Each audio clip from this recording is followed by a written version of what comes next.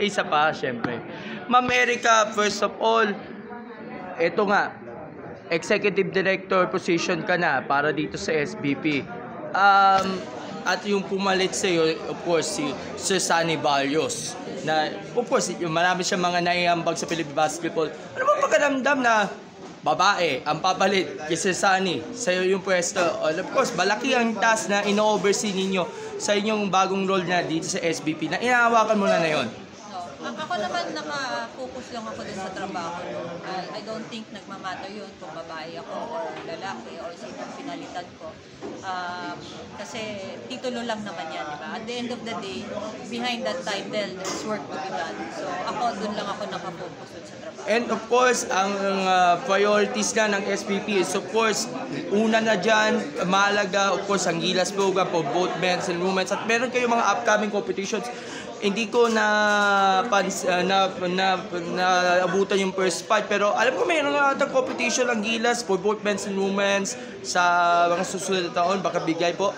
Yes, oo. Marami tayong competitions, no? Actually, simula itong end of May, sunod-sunod na siya.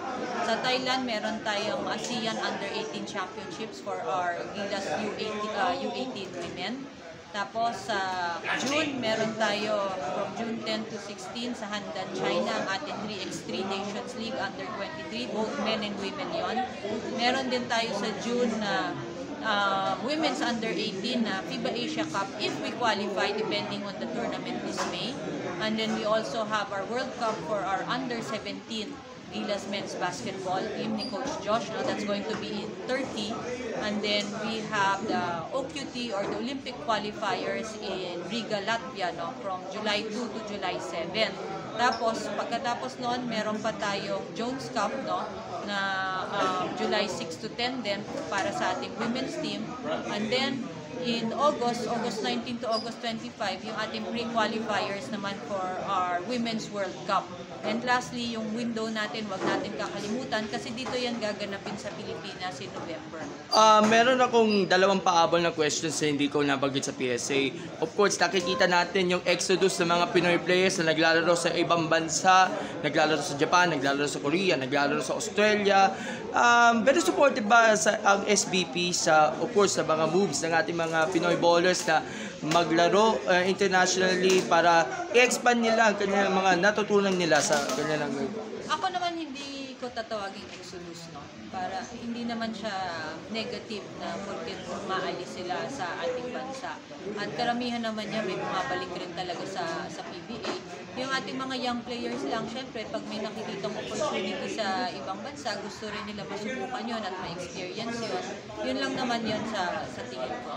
Lastly, with the support nga na lahat ng mga stakeholders, do you think na kaya nating i-achieve pa na mas maraming mga mga memorable experiences, memorable moments ng SBP?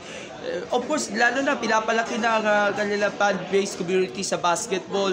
Lalo na last year, ginanap nga, ito suot ko SEA Games, pero nakalimutan ko, meron akong t-shirt ng FIBA World Cup na sa Pilipinas. Of course, catering nga for the community natin, ng mga Pinoy ballers. Ano ba yung mga paraan ng SBP nga para papalakas sa fan-based na basketball? Yes, no. Siyempre, katulong ng SPP dyan yung kayong mga press talaga na para maging mas popular pa ang basketball. Popular naman na ang basketball sa Pilipinas, pero hindi naman ibig sabihin laging ganun, kaya kailangan nagtatrabaho pa rin tayo para i-push siya forward. Okay, ma'am, your final message sa mga followers ng Sports Corner PH, and of course, ikayatin nyo sila lahat, panawagan para dito sa mga activities ng SBP, and of course, support ang ating Gilas Pilipinas program natin. Yes, supportahan lang natin ang ating mga national teams, mapababae, mapabalalaki, o mapabata, o mapa-elite, no?